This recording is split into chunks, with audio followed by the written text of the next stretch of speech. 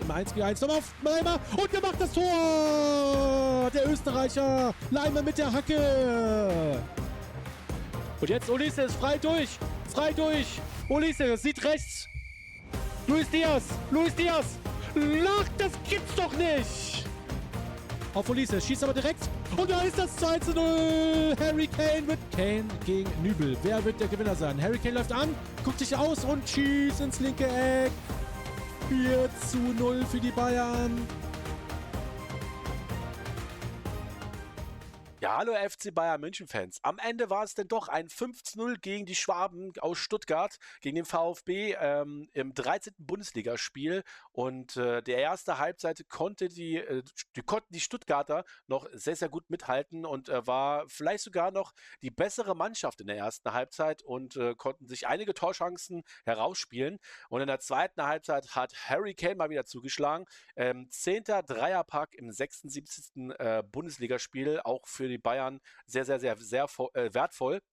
Und was soll ich sagen, zweite und ja eigentlich schon fast eine richtig gute zweite Halbzeit hat denn die Schwaben auch ein bisschen rausgebracht und die kamen dann nicht mehr ganz so gut zu Torchancen und Bayern dann sehr, sehr, sehr überlegen und haben auch eiskalt zugeschlagen. Wir gehen gleich mal der Reihe durch und fangen erstmal mit der Aufstellung an.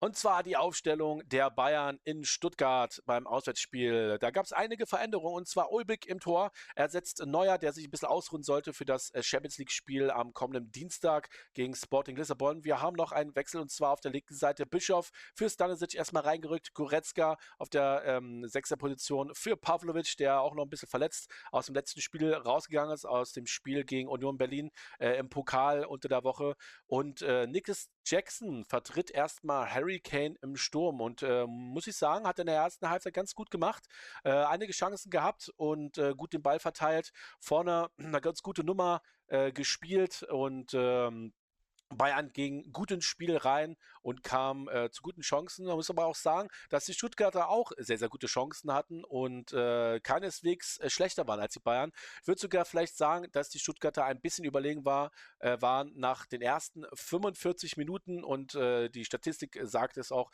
mehr Ballbesitz gehabt für die Stuttgarter und mehr Torchancen. Und trotzdem haben die Bayern das 1:0 geschossen. Und langer Ball von Obik auf Leimer, den er auch bekommt. Gut ausgespielt, da die Stuttgarter. Rüber zu Olise, rechte Seite gegen Mittelstädt im 1:1. Nochmal auf Leimer und der macht das Tor! Der Österreicher, Leimer mit der Hacke! Was für ein Tor und Feuer, schöne Vorarbeit von Olise und Leimer macht das Tor der Österreicher und feiert sich zu Recht mit der Hacke. Und da gucken wir aber auch nochmal, ob das Abseits eventuell gewesen sein könnte vorher. Beim Pass von Obik. Na, Leimer, was für ein Sprint. Oh, da gucken wir nochmal, ob das nicht vielleicht doch Abseits war.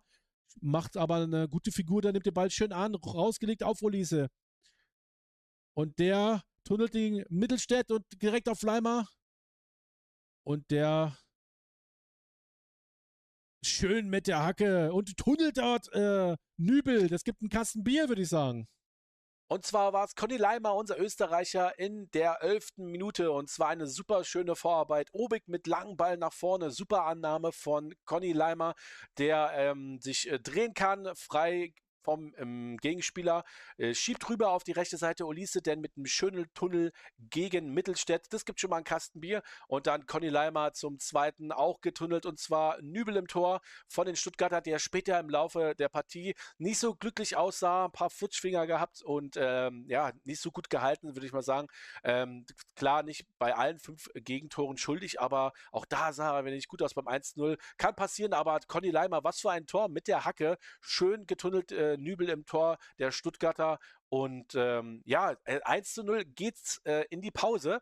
Aber vorher nochmal größere Aufreger und zwar kurz vor der Pause, denn in der 40. Minute war nochmal ein größerer Aufreger. Freistoß für die Stuttgarter, rechte Seite, kommt gut rein in den Strafraum und trifft auch auf Nate, der den Kopfball versenkt. Aber nach VAR-Prüfung und ziemlich längere VAR-Prüfung, wir hatten generell in der ersten Halbzeit 8 Minuten Nachspielzeit. Ich glaube, wir haben alleine dort schon 3 Minuten gebraucht, um die Abseitsstellung festzustellen. Und ja, ein vermeintlicher Ausgleich vom VAR zurückgenommen. Also ging es denn mit 1:0 in die Kabine und die Bayern erstmal gut bedient. Hätte, wie gesagt, auch 1:1 enden können in der ersten Halbzeit und die Bayern kamen in der zweiten Halbzeit umso besser aus der Kabine. Dann in der 16. Minute ein Dreifachwechsel für die Bayern und zwar Kane, Karl und Pavlovic ins Spiel gekommen für Jackson, Guerrero und Goretzka, die ja ein gutes Spiel gemacht haben und danach ging dann die Party oder das Torfestival erstmal so richtig los. Einige Tore sind dann natürlich gefallen und dann erstmal der Dreierpack von Harry Kane.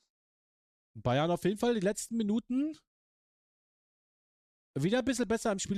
Da liegt der nächste Stuttgarter. Pavlovic aber den Ball gewonnen. Jetzt Kane. 4-5 Stuttgarter. Könnte ablegen. Auf Olise. Schießt aber direkt. Und da ist das 2:0. Harry Kane wird nicht angegriffen. Die Stuttgarter gucken sich gegenseitig an. Da liegt zwar einer an der Mittellinie, aber Harry Kane zieht ab und macht das 2:0. Harry Kane. Er kam, sah, Schuss und Tor. Was für ein Tor von Harry Kane. Einfach mal so abgezogen und lässt Nübel keine Chance. In der 66. Minute war es dann soweit. Harry Kane mit sehr, sehr viel Platz, wird nicht angegriffen und dann zieht Harry Kane einfach mal so ab und mit 128 Stundenkilometern links unten in die Ecke lässt Nübel keine Chance dort im Tor. Und was für eine Bude, wie gesagt, 128 Stundenkilometer und Bayern hatte noch nicht genug. Es ging dann weiter. Und zwar dann in der 78. Spielminute. Stanisic macht das 3:0 und zwar eine gute Vorarbeit von Luis Diaz auf der linken Seite. Stanisic aber mit sehr, sehr viel Glück zieht einfach mal ab nach der Vorarbeit und nach dem Pass von Luis Diaz. Und dann, wie ich vorhin schon erwähnt habe, Nübel machte keine gute Figur, flutscht ihn da durch die Finger und kugelt oder rollt dann ins Tor die Kugel. Und da startet es dann schon 3:0. Die Stuttgarter natürlich dann gebrochen und haben dann versucht, noch ein bisschen ja, zu verhindern, was aufs Tor kam. Aber die Bayern kamen, wie gesagt, noch zu einigen Chancen. Und zwar in der 81. Minute. Olise kommt von der rechten Seite schwungvoll in den Strafraum mit einem satten Schuss. Schießt er aufs Tor und die Stuttgarter können sich da nur noch mit einem Handelfmeter bzw. einem Handspiel im Strafraum retten. Assignon, der auch erst gerade eingewechselt wurde mit der roten Karte, denn absichtliches Handspiel klärt auf der Linie. Das war eine richtige Entscheidung, brauchte auch kein VR mehr. Der Schiedsrichter Tobias Stieler sofort auf den Punkt gezeigt und die Chance nimmt sich Harry Kane nicht und versenkt dort auch die Kugel per Handelfmeter sicher zum 4:0 und zwar das dann in der 82. Minute und Harry Kane hatte noch nicht genug und zwar in der 88. Minute ging es dann nochmal weiter, schöne Vorarbeit wieder von Olise, der ja fast schon Man of the Match genauso wie Kane geworden ist. Kane ist es am Ende dann geworden mit seinen 3 Toren, aber Olise auch einen großen Spielanteil gehabt an den Toren von Harry Kane. Kam auch wieder frei in den Strafraum, passt in die Mitte, Harry Kane dann mit dem linken Fuß rein ins Glück und erzielte den 5:0 Endstand. Ja, die Schwaben-Fans hatten dann auch schon genug, so circa 82 Minuten verlassen sie denn schon mit ordentlichen Leuten das Stadion. Und wir gucken jetzt mal auf die Tabelle nach dem 13. Spieltag. Stand Sonntagmittag, die 15:30 Spiel oder das 15:30 Spiel hatte gerade erst angefangen. Also zeige ich euch erstmal Stand jetzt. Bayern jetzt mit 37 Punkten vor Leipzig, die auch einen Kantersieg gefeiert haben. 6:0 gegen Frankfurt. Also bleibt es bei 8 Punkten. Wie gesagt, die Dortmunder können hier nochmal aufrücken. Die haben noch das Spiel gegen Hoffenheim. Dann haben wir Leverkusen auf der 4, die auch verlieren gegen Augsburg mit 2:0. Hoffenheim kann genauso wie die Dortmunder heute mal einen ordentlichen Sprung machen und eventuell sogar auf Platz 3 sich zu ja, schieben. Dann gucken wir mal Tabellenende, da hat sich auch ein bisschen was getan. Und zwar Pauli mit einem Punktgewinn gegen Köln. Die Heidenheimer, zweiter Sieg hintereinander, auch Last-Minute-Treffer gegen Freiburg. Schieben sich jetzt erstmal auf den Relegationsplatz und sind mit dran. Die Mainzer, unser nächster Gegner in der Liga, erstmal mit 6 Punkten, konnten ja, mit einem Interimstrainer erstmal nicht gewinnen. Heute die Vorstellung von Urs Fischer, ehemaliger Unioner, der dort jetzt anfängt und dann schauen wir mal nächste Woche, wie es da wird. Wird wahrscheinlich auch ein schweres Spiel. Unter der Woche, wie gesagt, Sporting Lissabon, unser Gegner in der Champions League. Und dann kommen wir noch zu den Statistiken des Tages zum Spiel gegen Stuttgart. Und zwar Expected Goals 0,88 bei den Schwaben, 3,54 bei den Bayern. Torschüssen denn in der zweiten Halbzeit deutlich plus für die Bayern, 19 Torschüsse zu 13 dann am Ende. Eine Laufleistung auch 5 Kilometer mehr bei den Bayern, 124,5 zu 119,2. Das sah, wie gesagt, in der ersten Halbzeit noch ganz anders aus. Also Bayern da wirklich eine Leistung in der zweiten Halbzeit. Dazu dann auch noch, dass die Schwaben ja auch eiskalt erwischt worden sind und dann hinten raus vielleicht ein bisschen zu viele Tore bekommen haben. Aber wir sehen auch hier nochmal Ballbesitz am Ende der 59%. Das war in der ersten Halbzeit, da lag das noch bei 51% bei den Schwaben und 49% bei den Bayern. Also da die Bayern auch nochmal ein bisschen mehr Ballbesitz gehabt. Zweikämpfe ausgeglichen und abseits auch ausgeglichen. Also in dem Sinne können wir mit den 5 Toren richtig gut leben. Denke mal, Bayern hat den Schwaben gezeigt.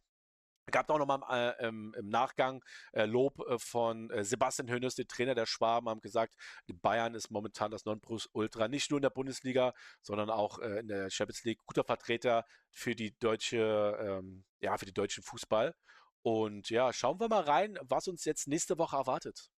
Und zwar die nächsten Spiele der Bayern. Und zwar am Dienstag schon. Denkt dran, 18:45. Also nicht zu spät einschalten. Meine Stream auch wieder live. 18:45. Heimspiel gegen Sporting Lissabon. Da Bayern aber auch gut gewarnt. Sporting hat eine gute Ausgangslage auch. 8. Platz momentan mit 10 Punkten in der Champions League. Also die sind nicht einfach zu knacken. Und dann am Wochenende, am 14. Spieltag, den 14.12. Jetzt haben wir 3 Sonntagsspiele auch in der Liga. Also auch nicht vergessen. Am 3. Advent spielen die Bayern auch dann zu Hause wieder gegen den Tabellenletzten FSV Mainz. Wie gesagt, nicht überschätzen oder unterschätzen und lieber gewarnt sein. Ich denke mal, wird auch mal wieder rotiert werden. Erstmal davon ausgehen, dass wir hoffentlich gegen Sporting Lissabon gewinnen werden. Das wird, denke ich mal, auch ein schweres Spiel unter der Woche am Dienstag dann. Und dann am 15. Spieltag die Bayern in Heidenheim am letzten Spieltag dieses Jahres. Da auch dann wieder Sonntagsspiel um 17:30 Uhr. Und ja, dann hoffen wir, haben wir einen guten Abschluss für die Bayern. Wie gesagt, am Dienstag dann, ich werde so gegen 18:30 online kommen. Da können wir gerne zusammen das Spiel gucken. Ich kommentiere es wieder gerne für euch. Schaltet also ein und teilt dieses Video vielleicht alle anderen Bayern-Fans, die daran Interesse haben und in den Foren und sonst was. Ich hoffe, es hat euch gefallen. Gebt ein Like und abonniert den Kanal, falls ihr noch nicht abonniert habt. Und ich bedanke mich, dass ihr das Video geschaut habt und wünsche euch noch einen schönen Tag, einen guten Start in die Woche natürlich.